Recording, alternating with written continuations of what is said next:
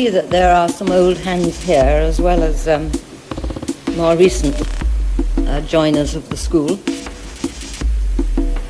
So some of you may have heard, and some of you may have not, about the fundamental pattern taught here, taught to us by the wise, about how this creation and all its members come into existence. It is a creation of sound. Everything is sounded into existence. In the beginning was the Word. And this sounding expresses itself as a sound for every form of creature.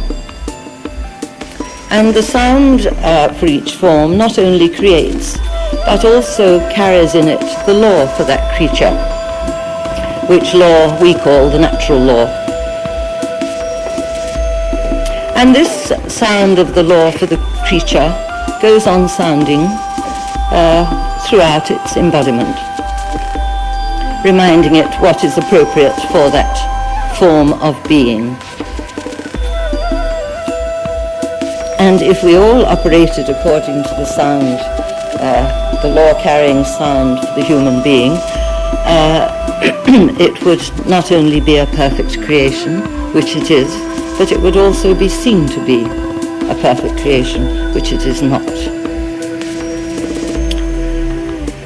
What happens, in fact, is that there develops within each individual human being, we won't bring the animals into it for a moment, though it does apply to them, a counter sound to the law-carrying sound, and the counter sound is very much related to one's own experience, the sound of one's desires and hopes and fears, and so on. And this additional sound, sounding in the heart the whole time, is very potent, and if for a moment it switches off, one feels really rather worried. But then it doesn't switch off very often. Now, the strange thing about this other sound of what the individual experience and likes and dislikes and so on is that it also creates, because all sound creates. And so it is said that we really create ourselves. We go on modifying our being as human beings right through a lifetime, or many lifetimes. So it is that the famous headmistress of tradition could tell her girls that if they're ugly at 7, that's bad luck, but if they're ugly at 27, that's their fault.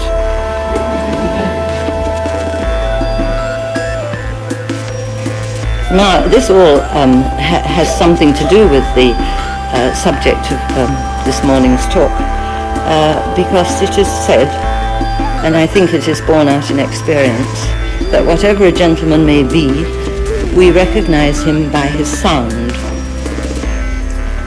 And that may be the physical sound he makes, but it's also this more subtle sound that comes from him, from this creative center.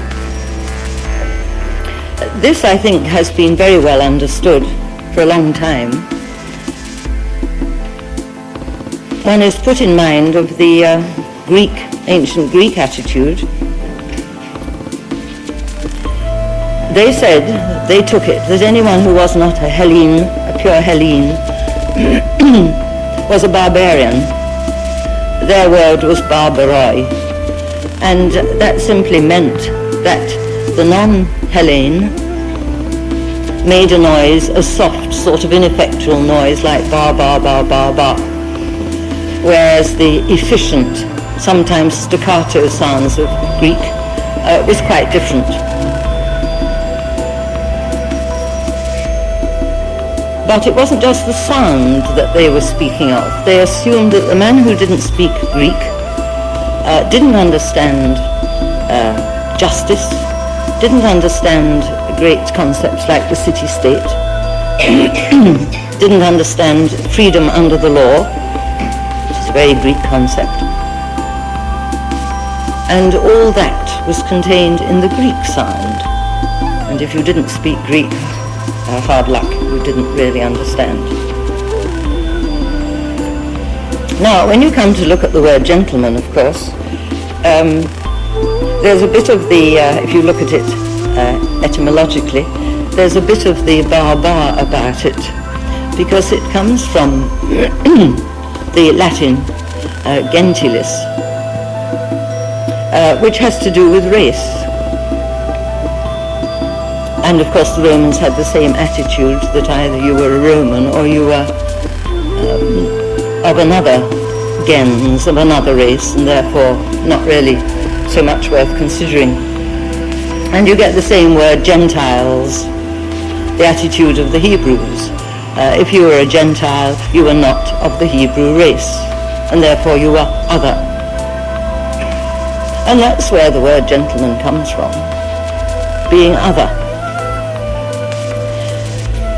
However, if you look at where the word gentilis came from, you get back to a Sanskrit root, jan, and that refers to everything that is brought into existence, regardless of race, regardless of form, regardless of species, and so on. So actually looking at the word gentleman isn't going to help very much, because we certainly don't want to regard him as of another race. This would be ridiculous, for the concept of gentleman is more or less universally recognized. So the questions one would like to ask about it, before we try and define it, which is going to be very difficult, is how do you get a gentleman? Where does a gentleman come from? Because if we can find out where he comes from, how he is sounded into existence by the Creator and by himself, then we may get a clue. Now, in medieval England, where the idea of gentleman was certainly very well known by the 13th century, though it's not much mentioned before that, there seems to have been a parallel development about gentlemen along with chivalry. They were not the same thing, but they had similarities, parallels. And at that time, it was taken that you became a gentleman through education.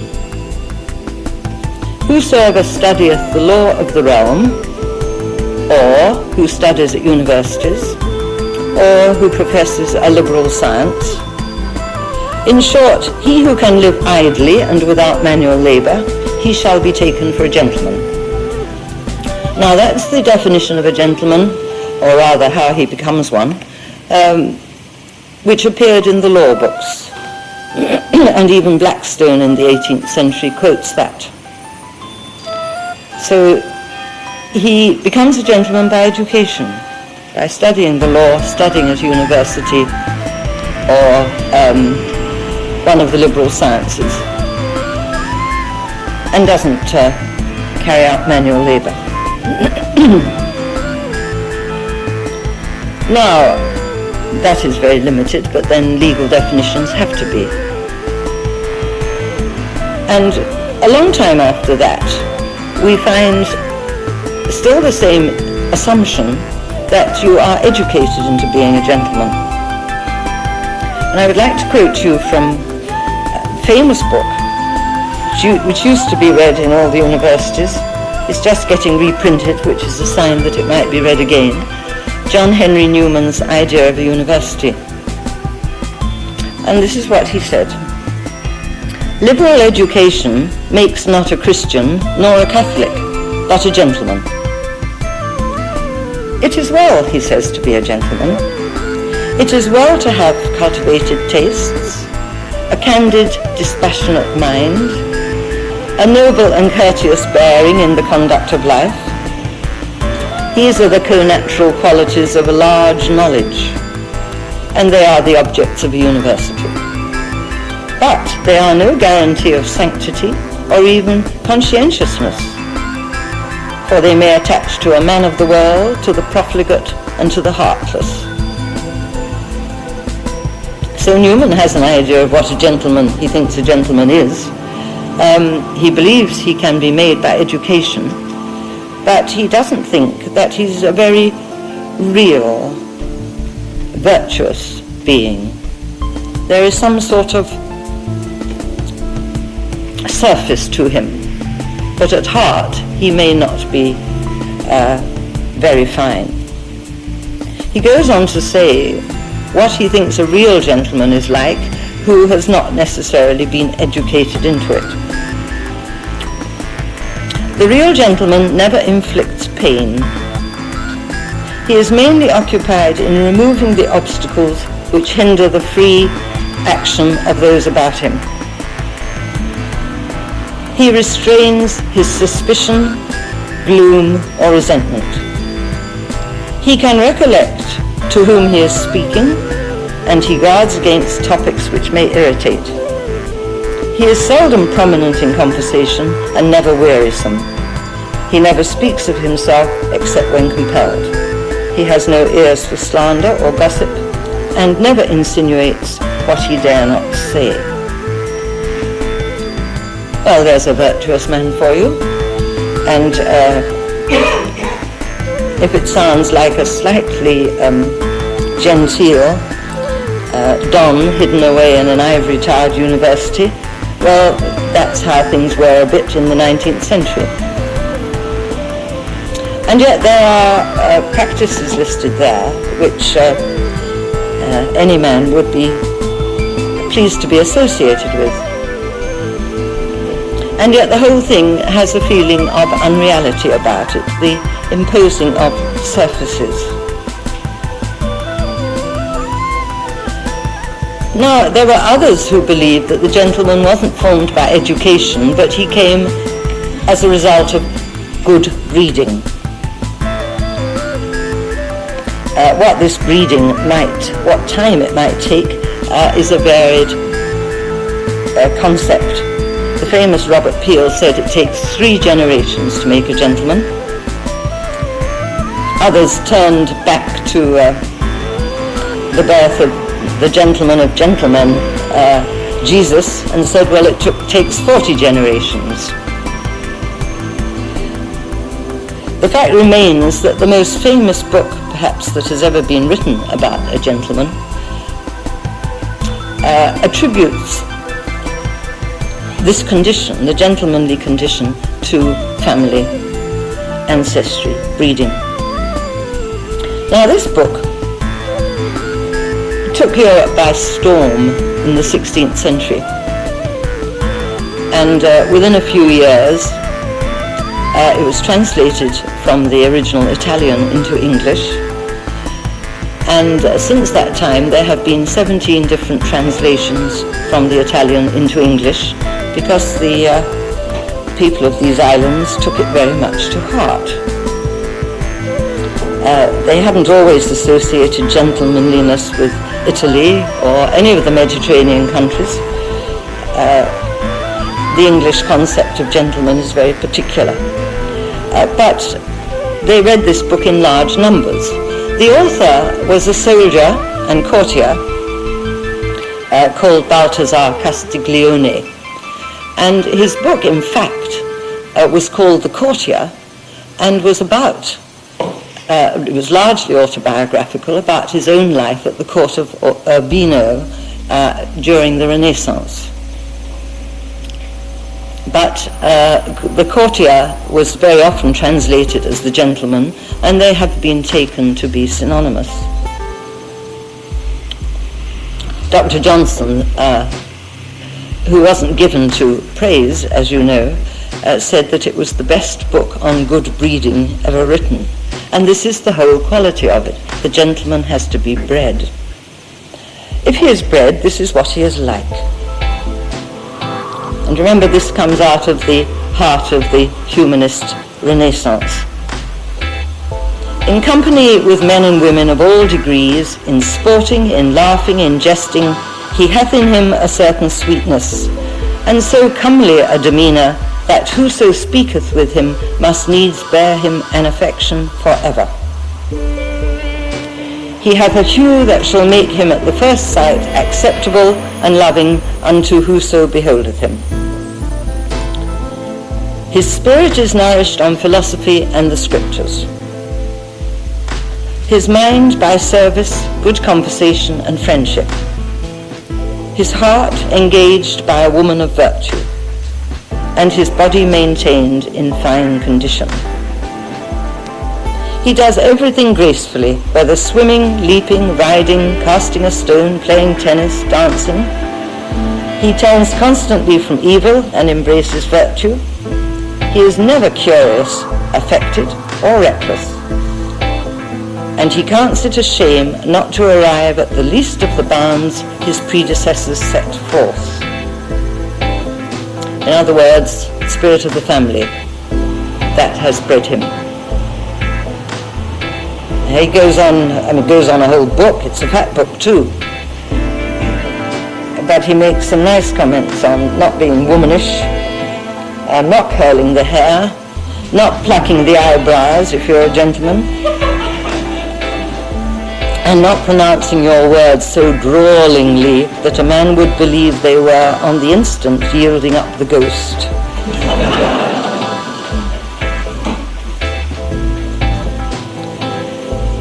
And there was also at the same time the famous Alberti and many others at the time of the Renaissance who were emphasizing the importance of the family as the place where the virtues were encouraged and gentlemen were bred.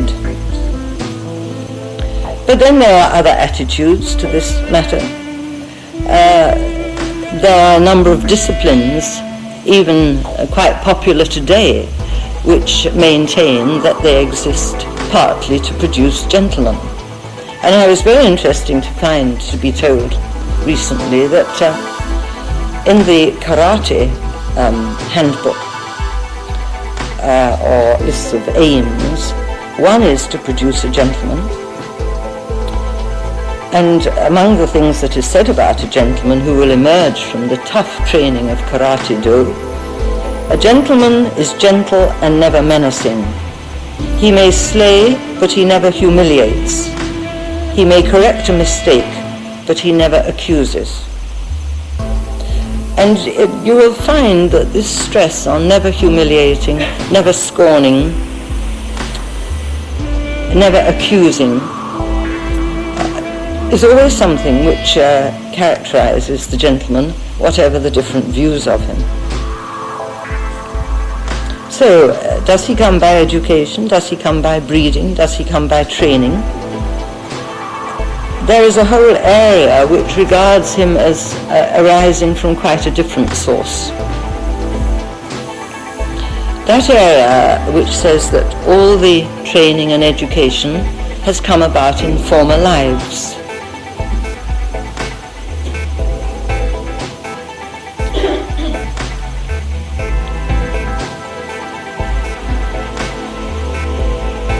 The major philosophers, such as Socrates, Pythagoras, and certainly the Vedanta, all maintain that human beings actually arrive in the creation, in everything but the Golden Age, and that's rather different, arrive in the creation pre-prepared to play a part at a particular level. And Socrates and the Vedanta speak of these levels as four. Your previous experience prepares you to be either I use the Vedantic terms because they're simplest, a Shudra, or a Vaishya, or a Kshatriya, or a Brahmana.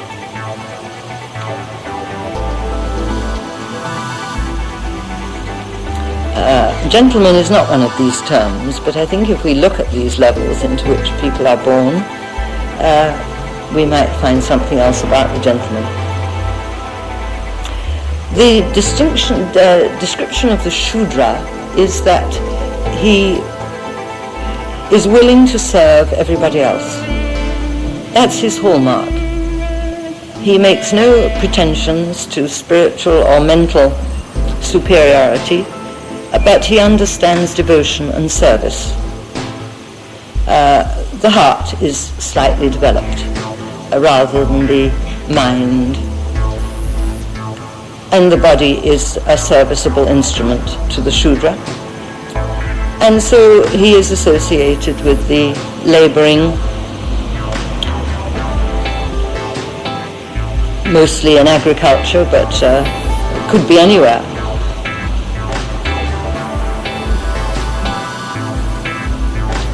And he will always, they say, provide the bulk of the population.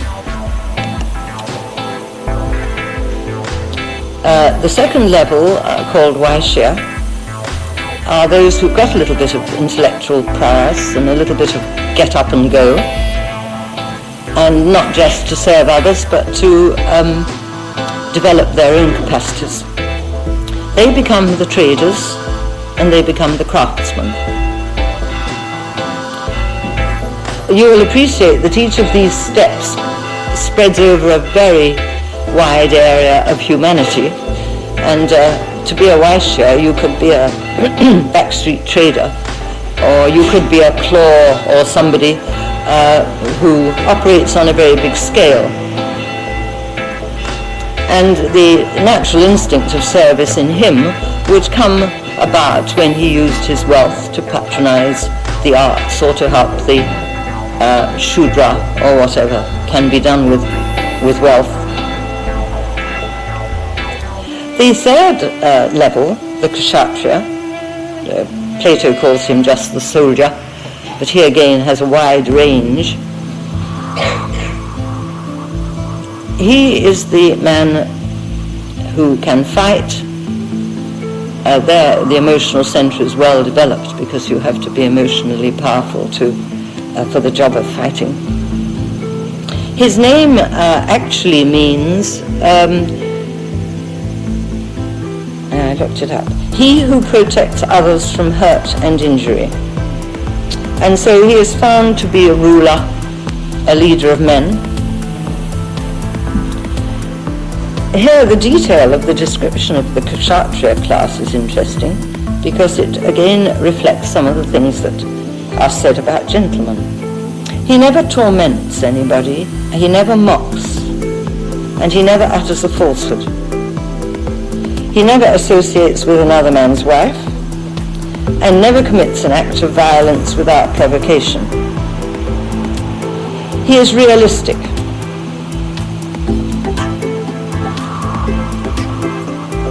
That is the Kshatriya. And finally, in this grouping of human beings, not by act of creation, but by human beings modifying their own individual existence, there is the Brahmana. The Brahmana is characterized by serenity, self-restraint, wisdom, ability to forgive, all these things, knowledge, purity. And it's interesting that he is the top of the ladder in society. It is typical of the Brahmana that he crowns the monarch. He crowns the Kshatriya, because he is the wise man. But having crowned him, he then sits below him, because the Brahmana is characterized by humility. And he comes under the law just as the monarch has to.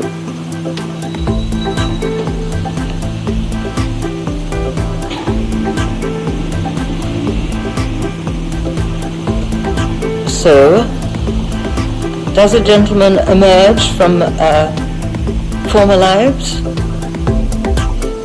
If so, where would you find him? Among the Shudra, among the Vaishya, among the Kshatriya, or among the Brahmana?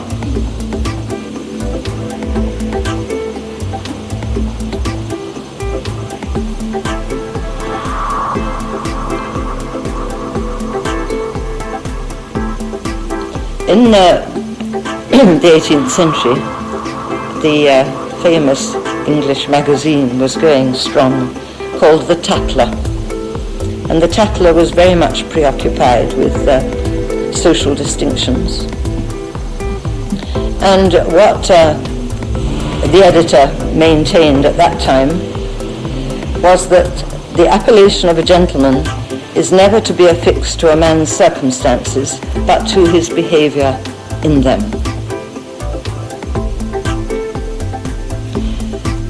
If that is so, then a gentleman may emerge from any of the four groupings in society.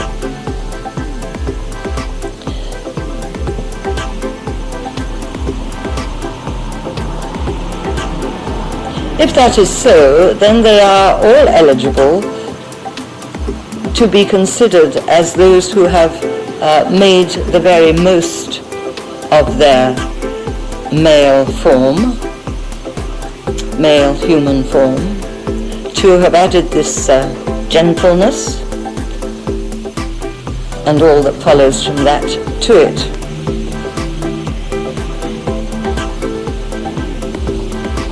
In short, to have developed what the Gita calls the divine qualities inherent in the human being. These are the divine qualities. Fearlessness. This is a very interesting quality because it is said that while we are in the creation, while we see ourselves as separate human beings, we must be subject to fear. That there is nobody who is not subject to fear. Because as long as you look and see another, there is potential threat, potential confrontation.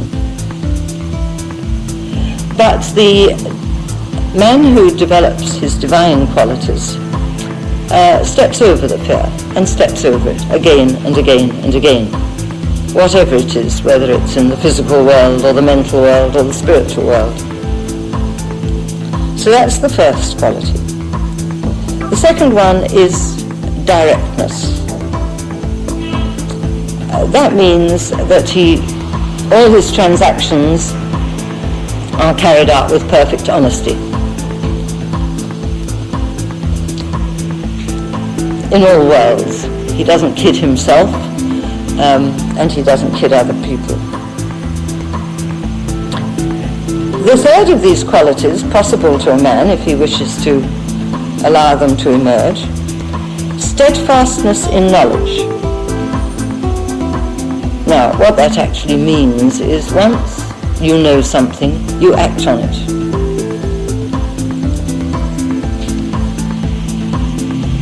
One hardly needs say more. While it's a concept or a theory or an imagining or an idea, maybe you will act on it, maybe you won't. It doesn't really matter.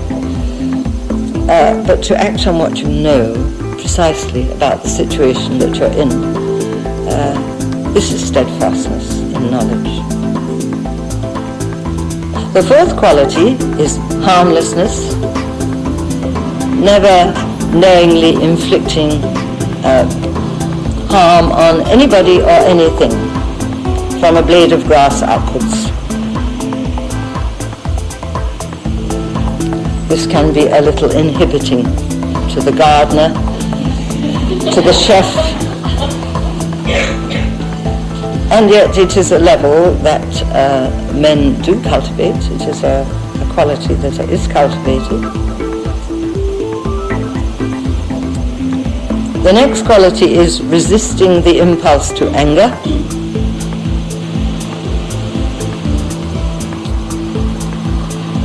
Partly for the effect on other people and things, and partly because it is a waste of one's own energy to allow anger to carry one off. And finally, and probably most important, speaking the truth. He speaks the truth pleasantly, not pleasant untruths. That is how it is expressed.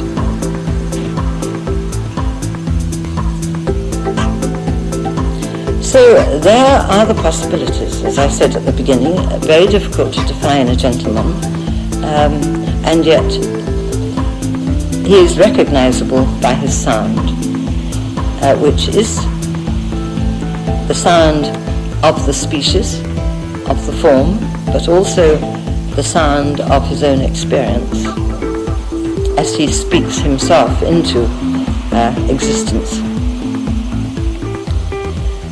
And whether he comes by education or by breeding or by training or by all these things in previous embodiments which have brought him to a point where he joins one of these levels, I'm not going to make any pronouncements about all that. But if we are to take anything away from these descriptions of a gentleman, the divine qualities perhaps speak louder than anything, because they are the divine potential within the ordinary person.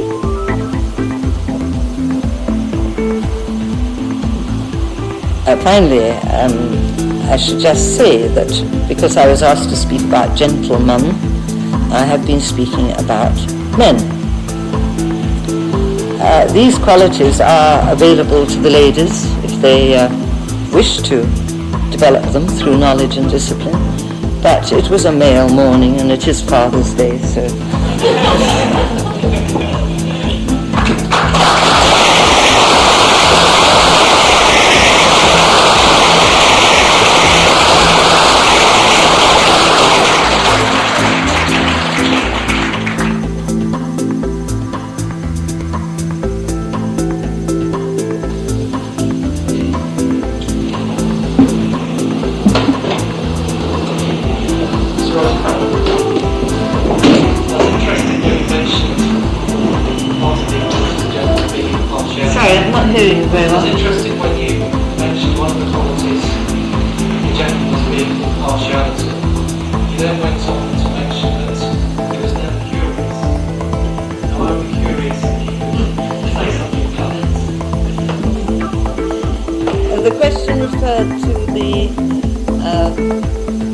word impartiality, one of our pieces of evidence about the gentleman, and that he was never curious. And the questioner is curious to know about this impartiality.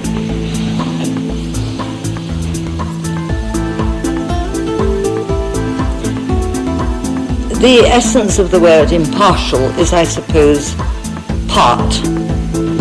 And the ideal view of the creation, which banishes fear, anger, and all these difficult characteristics, is that there are not parts, that the creation is a whole. There are not parts in the sense of divisions, antagonisms, and so on. The impartial man will not leap quickly into taking sides in arguments, because he will view the creation as a unity in which certainly people play parts, but they are temporary matters and not of eternal significance. For the man of wisdom does view the creation as a drama, as a play, and each individual does indeed play many parts, not necessarily in the Shakespearean sense of the acts being 7 ages, but every day we all run through a number of parts. And it is as well, as I'm sure has often been emphasized here, if having completed one part, you drop it. You have a pause or a space before you pick up the next part. Otherwise, the vibrations of one part get into the other parts. Thus, as one is always telling the ladies, wife and mother are quite different parts. If you want a happy marriage, you are aware of when you're being a wife and when you're being a mother. And no doubt it's the same with fathers and husbands and lovers and all the rest. So in a sense, yes, we're all part players, but they are only parts, and they change fast and frequently. Beyond that is the reality of this unity of all things, total interdependence. And I think this is what is behind the description that the gentleman is impartial, that he knows that any parts that are played are temporary affairs and do not disturb the ultimate unity at the heart of all things. That suffice? I'd like to ask, you said that on the path towards genteel being, regardless of state, it's necessary to have a discriminative nature and also to be non-attached. But is not attachment by way of desire necessary on that path? It's not necessary. I'm sorry. There was a question about detachment and whether the gentleman is without attachment. And it was suggested that on the path to becoming such, attachment must be necessary. I take it that you mean attachment to the idea of development. No, it is not necessary. For a long time, it is attachment that makes us work in this way. Attachment to an idea of becoming bigger and better. One is reminded of the Punch cartoon of many years ago, which showed a couple of caterpillars in conversation. And one was saying to the other, pointing up at the sky where there was a butterfly, "I'm never going up in one of those things."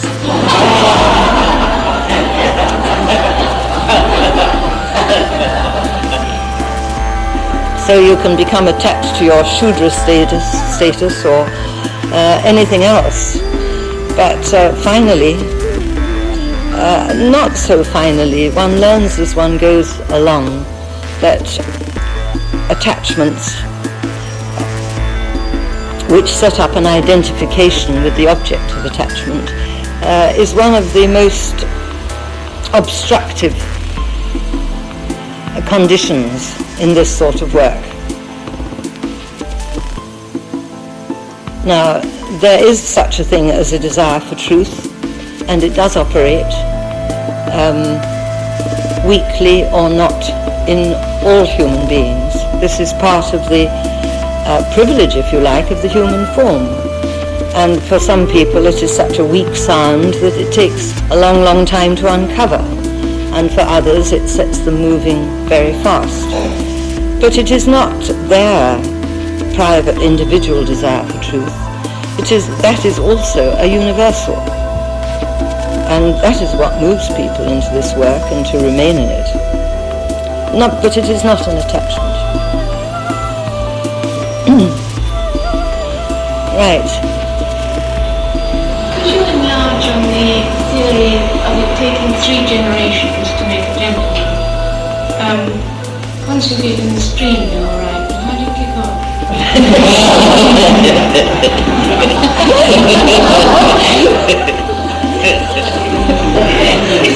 I'm asked to enlarge on the concept that it takes 3 generations to produce a gentleman, which is all right, the lady says, but how do you kick off? Well, this business of 3 generations was merely quoting one of the several concepts, opinions, and certainly it would not take my stand on it. How do you kick off? It really comes back to this same operation of the desire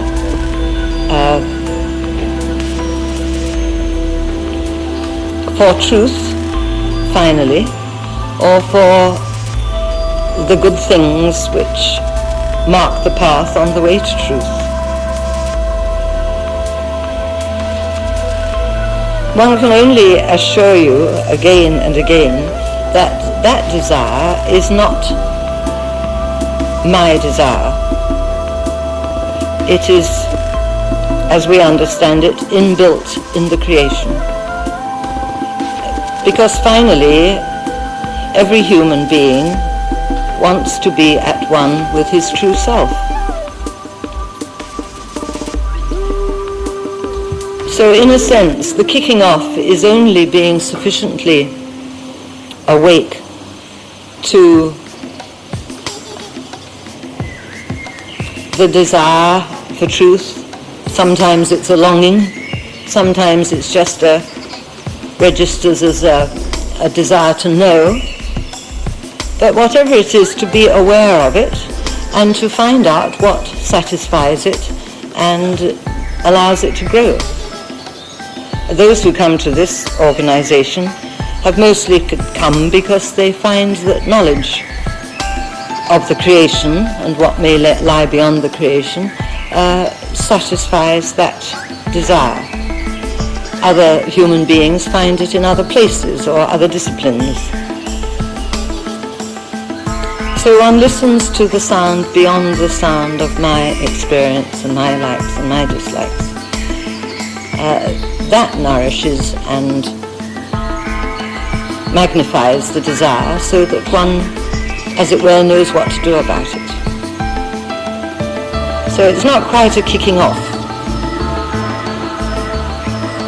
You see, I remember the terrible moment when we were first told about these divisions in society.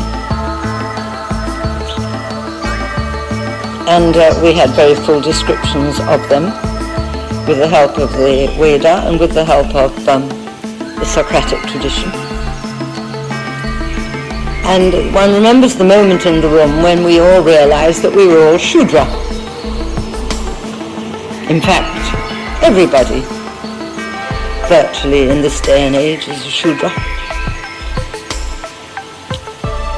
We probably know one Brahmana, perhaps 2. We haven't seen many Kshatriya for a long time. There are a few incipient Vaishya. Mostly we are Shudra.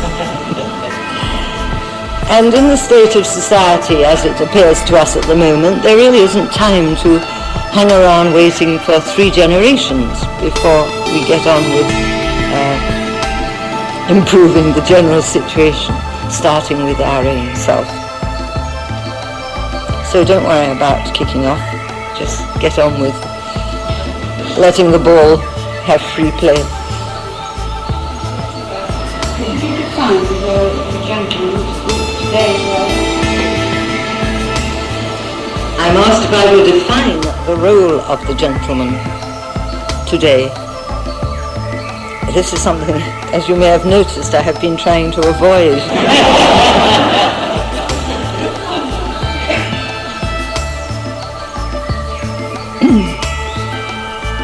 In fact, I was looking yesterday at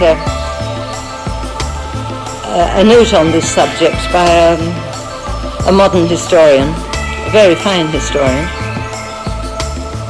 and he was explaining that the gentleman was really an Anglo-Saxon invention. He's an Englishman, the gentleman, and pointed out that he was well educated, he was culturally refined, he had had the good fortune to be born into comfortable circumstances, and he knows that the spirit is enhanced by living in the best possible conditions, and therefore he builds up his country house into something very beautiful. Because of these fortunate circumstances, he doesn't have to labor, but he cares about the earth, and so he manages his estate or land, whatever he has, very perfectly, caring for the earth.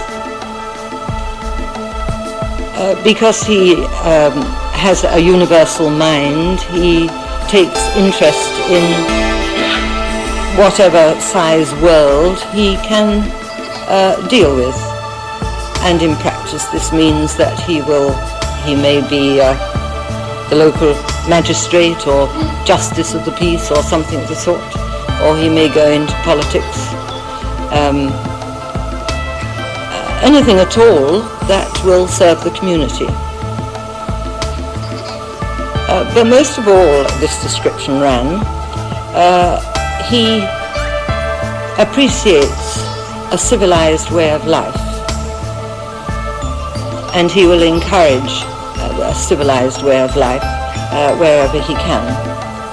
Now, this was the description not very long ago C.M. Young gave of the English gentleman. And it's not bad, is it? It's not bad at all. He's working very hard for the benefit of society, but he also has the wit to know that his spirit will not develop if he lives in a hovel, and therefore he makes his surroundings beautiful. Well, all of that would apply today at a certain level. But